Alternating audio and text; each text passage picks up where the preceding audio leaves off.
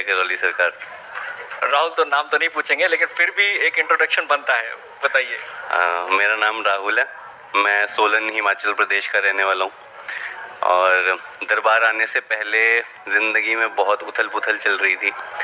मतलब ऐसे समझ लो मौत और ज़िंदगी के बीच में लड़ाई चल रही थी कि अब बचेंगे कि नहीं बचेंगे। एक चीज़ और दर्शकों को बताऊंगा कि स्पिरिचुअल नॉलेज, जो म्यूजिक की बात हम करते हैं, वो राहुल का बहुत अच्छा है। अच्छा सेंस है, अच्छा प्रोड्यूसर है, अच्छे एक्टर हैं। एक और चीज़ है कि इनका स्पिरिचुअल नॉलेज भी बहुत अच्छा है। कई बार हम लोग जब सुनते हैं और देखते हैं, स्पिरिचुअल नज़र से पहले देखते हैं, क्योंकि जीवन में तो राहुल के क्या चला था, यहाँ आया तो कुछ खास होगा, लेकिन इस दरबार को किस तरीके से देखते हैं, इसकी शुरुआत यहाँ से करते हैं। इस दरबार को मैं ऐसे देखता हूँ कि मैंने ईश्वर से बहुत पुकार बचपन से यही की कि मुझे कोई पूर्ण गुरु मिले। अब पूरा गुरु जो था वो ढूंढना बहुत मुश्किल चीज़ है, हमारे बस का ही नहीं है ढूंढना उसको। तो एक चीज़ थी कि मैं रोज़ ईश्वर से ही प्रार्थना करता था कि अगर कोई पूर्ण गुरु है तो आप खुद मुझे ढूंढ लो, मैं आपको नहीं ढूंढ सकता, मेरी हैसियत नहीं है ढूंढने की। तो उसके बाद जब मैं दरबार आया तो आज तक जैसे मैंने गुरु ग्रंथ साहब पढ़ा या हमारे जो धर्म ग्रंथ भगवत गीता पढ़ी, तो उसमें जो पूर्ण गुरुओं के बारे में जो लिखा वो सभी आंखों देखने को मिला। अब जैसे गुरबाणी में एक तुक है कि पशु परेत मुगध को तारे पहाड़ पार उतारे, कि पूर्ण गुरु जो है वो पशुओं को भी तारता है, प्रेतों को भी तारता है और हमें तो तारता ही है। और यहाँ आंखों देखा है कितने पशुओं की स्मृतियाँ हैं और कितने प्रेत हैं, सभी को तारा जाता है। फिर पूर्ण गुरु की एक पहचान ये भी बताई गई कि सतगुर पूरा पेंटिया सब व्याध मिटाई, राम नाम औखद दिया, कि जो पूर्ण गुरु मिलता है उसके मिलने से सारी व्याधियां नष्ट हो जाती हैं। व्याधियां तीन तरह की, मानसिक बीमारी, शारीरिक बीमारी और ऊपरी बाधाएं। तो पूर्ण गुरु मिलते ही सभी व्याधियां नष्ट हो जाती हैं। यहाँ प्रत्यक्ष है, सभी व्याधियां नष्ट होती हैं। तो इसलिए बाबा एक पूर्ण गुरु है।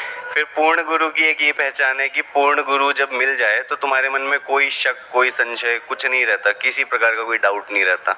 और यहाँ दरबार ने एक एक चीज़ इतनी प्रत्यक्ष दिखाई है जो मतलब आम आदमी भी शायद नहीं देख सकता, बाबा ने वो सब भी दिखाया है। तो मतलब कोई शक नहीं रह गया। अब बात आती है राहुल की कि दुनिया में बहुत चल रहा है, कुछ उथल पुथल चल रहा है सबकी ज़िंदगी में। राहुल की ज़िंदगी में क्या चल रहा था जब करौली सरकार आना पड़ा? करौली सरकार आने से पहले नेगेटिविटी का तांडव था, ऐसा समझ सकते हो। पूरा शमशान जगा हुआ था घर में, चलते फिरते हर तरफ कुछ कुछ दिखेगा। मतलब जिंदगी में मतलब इनके अलावा कुछ रह ही नहीं गया था, यही दिखते थे हर जगह, जहाँ चले जाओ यही दिखेंगे, चल चल फिर रहे हैं। फिर ये कुछ कहेंगे तुमसे वो होगा, परेशानी होगी, टॉर्चर, मेंटल टॉर्चर बहुत ज़्यादा। और फिर पेशी आना शुरू हो गया गाड़ी चलाते हुए, तो मतलब आउट ऑफ कंट्रोल हो गई चीज़ें सारी। तो उस बीच मेरे भाई की भी डेथ हो गई, तो उसके बाद तो और ज़्यादा हो गया। मतलब इतनी नेगेटिविटी हो गई कि रोज़ अब मतलब मौत का इंतज़ार होता था कि आज मरे कल मरे, बस ऐसे था। तो दरबार का वीडियो देखा तो बाबा ने कृपा की, बाबा ने सपने में दर्शन दिए। बाबा ने दरबार में खींच के बुलाया, यहाँ खड़ा कर दिया मुझे और मुझे सब दिखाया, समझाया। तो जब मैं दरबार 10-15 दिन बाद मैं दरबार आया, और जब मैं आया तो हूबहू दरबार वैसा ही था जैसा सपने में देखा। वो सपना नहीं था, मतलब वो ऐसा सच का एक्सपीरियंस था कि सच में मैं दरबार गया था और बाबा ने सच में मुझे ये सब बताया और दर्शन दिए। उसके आते ही गुरुजी से भेंट हुई और संघार और बस उसके बाद। तो राहुल, प्रेत की बात चल रही थी, प्रेत थे, पूर्वज थे, ये तांडव क्या था? और देखने की बात जहाँ तक कहते लोगों को सुनाई देता चीज़ें, किस तरीके से महसूस क्या होती है उसके बारे में? हुआ ये कि मैं मेडिटेशन बहुत ज़्यादा करता था। जैसे जैसे मैं ध्यान अवस्था में मतलब बढ़ता गया आगे, 3-3, 4-4 घंटे में हिलता नहीं था, बस बैठा रहता था। तो उसके दौरान ये चीज़ें अनुभूति होना शुरू हुई कि चीज़ें दिखना शुरू हुई, भविष्य दिखना शुरू हो गया कि 3 महीने बाद क्या होगा, 6 महीने बाद क्या होगा। और वो चीज़ें हुई, कई बार तो साल बाद क्या होगा वो भी दिखा और वो भी हुआ। अभी तक कुछ चीज़ें हो रही हैं जो देखी थी कुछ साल पहले। तो वो चीज़ें दिखने लगी तो पहले मैं सोचता था कि शायद वहम है, ये है, पर वो चीज़ें फिर सच भी निकलती थी। अब जैसे किसी के घर में कोई दिखता था तो उसको पूछता था कि ये ऐसे ऐसे है, तो वो लोग डर जाते थे कि तुम्हें कैसे पता कि ये हमारे यहाँ रहता था या रहती थी, इसकी डेथ हो गई। तो ऐसे ऐसे बहुत से एक्सपीरियंसेस हुए। तो मतलब उसके बाद तो एक टाइम ऐसा आ गया था कि इतना साफ दिखना शुरू हो गया कि जैसे इंसान चलते दिख रहे हैं वैसे ही ये भी चलते फिरते दिखते थे। मतलब इतना ज़्यादा हो गया था। घर के अंदर, घर के बाहर, सब जगह। घर के अंदर तो इतने ज़्यादा थे आप पूछो मत। घर के अंदर आवाज़ें आती थी जैसे हम लोग घर से बाहर जा रहे हैं, तो मैंने घर से पूछा घर में कोई है तो नहीं, तो पीछे से आवाज़ आएगी हाँ मैं हूँ। हाँ, और उसको ढूंढेंगे पूरे घर में, मिलेगी कहीं नहीं। और मतलब एक लेडी की आवाज़ आती थी और 4-5 बार आई। फिर घर की छत पर आवाज़ आती थी जैसे कोई लोहा घसीट के चल रहा है, और वो आवाज़ें बहुत बारी आई। और मतलब उसका कुछ निष्कर्ष निकलता नहीं था, ऊपर जाकर देखते थे कोई भी नहीं है, गेट लॉक होता था। तो जब हवन वगैरह हुए उसके बाद सब आवाज़ें बंद हो गई। प्रक्रिया उसी तरीके से हुई, 9 हवन और क्या क्या हो गया? हुआ ये कि जब हम दरबार आए तो उस टाइम पे तो पहले 5 हवन करने पड़ते थे, फिर 1 महीने बाद 6ठा हवन, फिर 1 महीने बाद 7वां हवन, फिर उसके बाद 2 अमावस्या लगानी पड़ती थी, फिर उसके बाद असर रहता था 6-6 महीने। असर बहुत परेशान करता था। असर जाने के बाद फिर तंत्र कटते थे, तो वही एक बारी में 5 या 6 तंत्र काटते थे गुरुजी, वो बार बार कटते थे। और ब्लैक मैजिक कटने के बाद सही मायने में मतलब पूरा सही हुआ एकदम। प्रक्रिया लंबे समय से चली आ रही थी। कितने साल हो गए अभी करौली सरकार आते? 19 दिसंबर 2019 को मैं दरबार पहली बार आया था, तो 2022 हो गया। इस समय इतने वक्तों में जो क्योंकि समय दिया आपने यहाँ पर और बहुत कुछ समझा होगा, क्या चलता है, क्या चलता है यहाँ पे बाबा की कृपा से सूक्ष्म जगत इतना गहराई से देखा है कि यहाँ पे जो चलता है वो बयान नहीं किया जाता, जुबान से कर नहीं सकते, कह के भी नहीं कर सकते, मतलब वो शब्दों में है ही नहीं। तभी मुझे ऐसा लगता है कि संत महात्माओं ने ईश्वर के प्रति ऐसा कह दिया कि तेरे गुण लिखे ही नहीं जा सकते।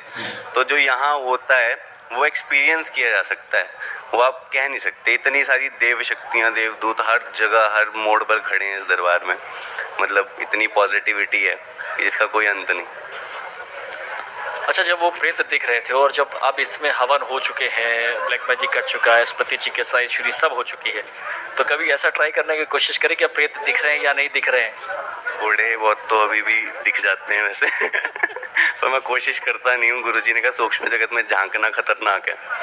हाँ, तो अभी ये स्मृति चिकित्सा होने के बाद मैंने टेस्टिफाई करने के लिए, मतलब मैं एक बारी कब्रिस्तान में चला गया था रात को। कब्रिस्तान में? हाँ। अच्छा। तो वो डगशाई है हमारे वहाँ पे, वो हॉन्टेड है वो एरिया। वहाँ स्पेशली लोग दिल्ली और पंजाब से स्पेशली जाते हैं एक्सपीरियंस करने के लिए हॉन्टेड कि कुछ दिखे। तो उस ग्रेवयार्ड में जब हम लोग रात को गए तो 3 बज रहे थे, तो एक इतना छोटा सा बच्चा था, वो प्रेत था, वो मेरे पास आने की उसने कोशिश की। तो मैं तो बाबा से कह के गया था कि अब गुरुजी ने 10 करोड़ का इनाम रखा है। तो मैंने कहा गुरुजी टेस्ट भी कर लेते हैं जाके। तो जब मैं गया तो वो मेरे पास आने लगा, तो ऊपर से एक कुल्हाड़ी आई उड़ती हुई, उसके माथे पर बजी, वो उड़ता हुआ गया, बहुत दूर गिरा वो। उसके बाद मतलब अंग्रेज औरतें थी, गाउन्स पहने हुए थे, ब्रिटिशर्स जैसे पुराने ज़माने के होते थे, वो ब्रिटिशर्स का ही ग्रेवयार्ड था। तो वो सब वहाँ घूम रही थी, टहल रही थी। पर उस दिन पहली बार ऐसा हुआ कि मेरे नज़दीक कोई चीज़ नहीं आ सकी, हिम्मत नहीं की उन्होंने आने की। नहीं तो पहले क्या होता था कि कुछ दिख जाए तो वो सीधा सामने खड़ी हो जाती थी कि हाँ तुमने मुझे देख लिया, तो वो कांटेक्ट करने की कोशिश करती थी चीज़, कोई भी एंटिटी हो। पर इस बार ऐसा नहीं हुआ। अच्छा, उसके बाद क्या हुआ कि उसके बाद ऐसा अनुभव हुआ है कि किसी दरगाह के पास चले जाओ, किसी ऐसी जगह चले जाओ, तो वहाँ से ये चीज़ें अब हमसे डर के भागती हैं। हाँ, इनके कुटाई होना शुरू हो जाती है, मतलब ये आंखों देखी बात। ये कोई ऐसा एक्सपीरियंस भी किया? हाँ, मेरे भाई की शादी हुई थी, तो जो भाभी हैं उनके घर के बाहर ही मजार थी, तो हम उनको लेने गए विदाई के लिए। जब वहाँ गए तो मजार में मैंने देखा कि यहाँ कुछ है ही नहीं, तो बना के रखा है कि मतलब क्यों बना रखी है, कुछ है ही नहीं, एक प्रेत नहीं है, कुछ भी नहीं है। तो अंदर बैठे, थोड़ी देर बाद देखा तो सीढ़ियों से ऊपर नीचे सब भाग रहे हैं, जिन खबीज जितने भी थे, और सब की कुटाई चल रही है दरबार की, और वो सब भाग रहे हैं। तब पता चला कि वो तो हमारे से डर के भाग गए। एक मान्यता जो गुरुजी लगातार बताते हैं कि जो आप जाएंगे और कहीं नेगेटिव एनर्जी है तो वो वहाँ से जाएगी। हाँ, ये सुना था, पर ये एक्सपीरियंस भी करवाया गुरुजी ने, ये देखा आंखों से कि सच में भागते हैं डर के।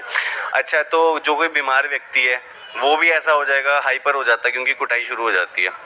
वो ऐसे कोशिश करेगा कि आप भाग जाओ बस वहाँ से, वो इतना बेइज्जत करने की कोशिश करेगा, कुछ करेगा कि तुम बस यहाँ से चले जाओ। तो ये एक्सपीरियंस में है कि सच में नेगेटिविटी दूर भागती है तुमसे। अच्छा राहुल, ये सिर्फ आपके जीवन में चला था या घर में और भी लोगों के साथ था, फादर मदर के साथ? घर में मेरी मदर के साथ भी था, और मदर के साथ क्या धीरे धीरे सभी को कुछ एक्सपीरियंसेस होना शुरू हो गए थे।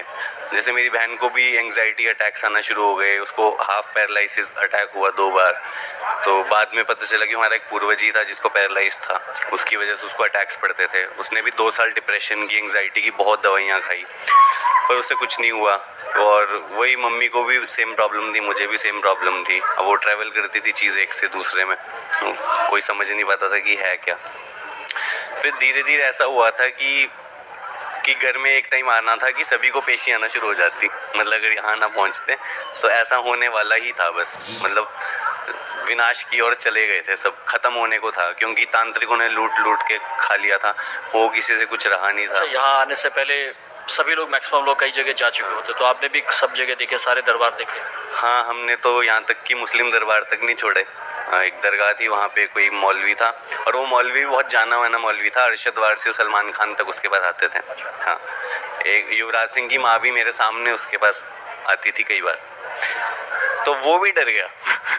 तो उसने कहा कि अभी जब मैं बुलाऊंगा तब तुम आना, अभी तुम अपने आप से मत आना। और बस उसी दौरान जिस दिन उसने ये कहा, उसी दिन रात को मैंने बाबा का वीडियो देखा, और अगले दिन बाबा ने बस कर दिया। आज जीवन में क्या रह गया? अगर आप देखें उस 2 साल की जर्नी को हम देखते हैं, तो अब जीवन में क्या रह गया है? कुछ रह गया है या सब चला गया है? अब जीवन में सब कुछ आया है। ऐसा लगता है कि इतने साल जिंदगी अपने हिसाब से जी ही नहीं, कोई और ही था जो जी रहा था। मतलब बहुत सी आदतें, बहुत सी चीज़ें, हरकतें अब याद आती हैं कि वो मैं था ही नहीं। मतलब क्या मैं पागलों की तरह हरकतें किया करता था, सच में ही पागल ही कहेंगे लोग जैसी हरकतें करता था। अब होश आई है जब, तो स्मृति चिकित्सा के 2 महीने बाद सही महीने में असली होश आई है कि हाँ मैं कौन हूँ, मुझे क्या करना है, लाइफ में क्या है। अब इसके बाद इतनी पॉजिटिविटी हो गई है कि अब आप ईश्वर की भक्ति करो। मतलब मेरा बचपन से मोटिव ईश्वर को प्राप्त करना था। अच्छा, स्मृति चिकित्सा का एक जिक्र कर दिया आपने यहाँ पर। स्मृति चिकित्सा से जीवन पे उसके पहले का और उसके बाद क्या चेंजेस आ जाते हैं? क्या महसूस क्या हो जाता है? सबसे पहले तो आप यही महसूस करते हो कि आप खुद हो, आप अपने होशो हवास महसूस करते हो कि मैं ही हूँ अब। और दूसरा, आप बहुत क्लियर माइंड हो जाते हो हर चीज़ को लेके। पहले क्या होता है ना कि द्वंद्व चलता है आपके अंदर ही कि मुझे करना है, नहीं करना है, करना है, नहीं करना है। अंदर पंचायत बैठ जाती है 4-5 की, जितनी की स्मृतियाँ जो भी होगा। तो अब है कि क्लैरिटी होती है कि हाँ मुझे ये करना है, और आप उसको दृढ़ता से कर सकते हो उस चीज़ को। पहले नहीं होता था ऐसा। पहले अड़चन आएगी, कुछ ना कुछ आएगा, तुम्हारा खुद का मन पलट जाएगा कि अब नहीं करना है। वो उसके बाद से क्लैरिटी की, चाहे मन नहीं भी है तो भी तुम करोगे कि हाँ मुझे करना है, क्लैरिटी है माइंड को, ये चीज़ है। तो राहुल, दरबार आने के पहले भी ये म्यूजिक की बात हम लोग करते थे, ये दरबार आने के पहले ही थे प्रोड्यूसर और एक्टर और सब चीज़ें, या ये बाबा की इसमें भी ब्लेसिंग्स रही है? ये सही मायने में बाबा की कृपा है। मुझे अभी कुछ लिखने को कहोगे मैं लिख नहीं पाऊंगा। अच्छा, थॉट कहाँ से आया? ये थॉट भी कहाँ से आया? ये ऐसा हुआ कि मतलब जैसे रात को कई बार नींद नहीं आएगी, तो एकदम से ऐसे बाबा दिमाग में बोल डालेंगे कि लाइन आ रही है, कि ये लाइन है, तो मैं फटाफट लिख लेता हूँ उसको।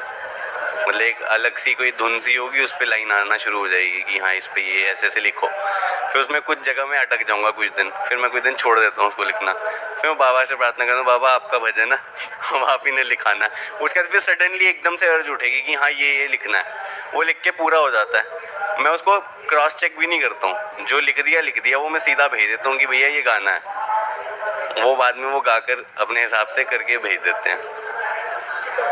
वो कौन सी बात है जो इतने समय के बाद भी अभी राहुल गुरुजी से नहीं कह पाया? क्या? गुरुजी से?